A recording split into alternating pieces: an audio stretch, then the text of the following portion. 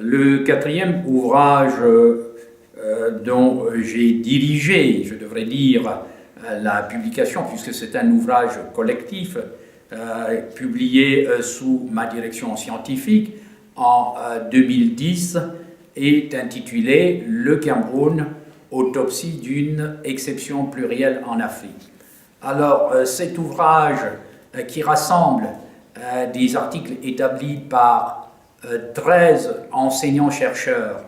de 3 universités camerounaises, l'université de Yaoundé 1, celle de Yaoundé 2 et l'université de Tchang, donc rassemble 13 contributions établies par ces 13 enseignants-chercheurs. Alors, l'ouvrage réunit des contributions sur les marques de divers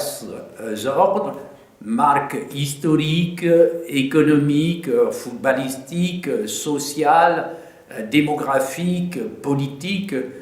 que le Cameroun, ce pays d'Afrique centrale de 475 642 km² et de 20 millions d'habitants, marque qu'il s'est forgé au fil de temps et qui en font un pays particulier en Afrique.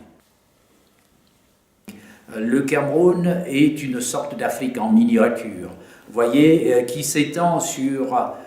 13 degrés de latitude et qui, à ce titre, rassemble pratiquement toute la panoplie des climats intertropicaux, qui rassemble, si vous voulez, toutes les formes de relief du continent africain, des plaines aux montagnes en passant par des plateaux, qui rassemble, si vous voulez, la faune qui est un résumé de la faune intertropicale africaine et qui, bien entendu aussi, sur le plan aquatique, rassemble évidemment toutes les réserves aquatiques du continent. Alors, sur le plan historique, le Cameroun a peut-être l'avantage d'avoir subi 3 colonisations, celle de l'Allemagne, puis celle de la France et de l'Angleterre ensuite. Et donc, le Cameroun a été mis très tôt en contact avec le monde extérieur.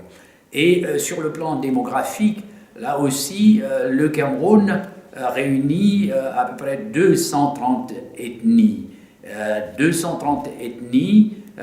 qui parlent chacune une langue. Donc le Cameroun aussi se caractérise par une diversité linguistique. Sur le plan toujours historique, le Cameroun est l'un des rares, pour ne pas dire le seul pays d'Afrique au sud du Sahara qui a payé le plus cher en perte de vie humaine, voyez, son accession à l'indépendance. Ce peuple qui a payé, comme je l'ai dit tout à l'heure, cher son accession à l'indépendance, ne voudrait plus, par des mouvements de revendication, de changement, si vous voulez, du pouvoir, revivre, si vous voulez, ces événements-là tristes qui ont précédé et même d'ailleurs accompagné l'accession du Cameroun à l'indépendance. Pour terminer, il y a ce bilinguisme camerounais, puisque le Cameroun est l'un des rares, pour ne pas dire le seul pays d'Afrique continentale à avoir 2 langues officielles, l'anglais et le français.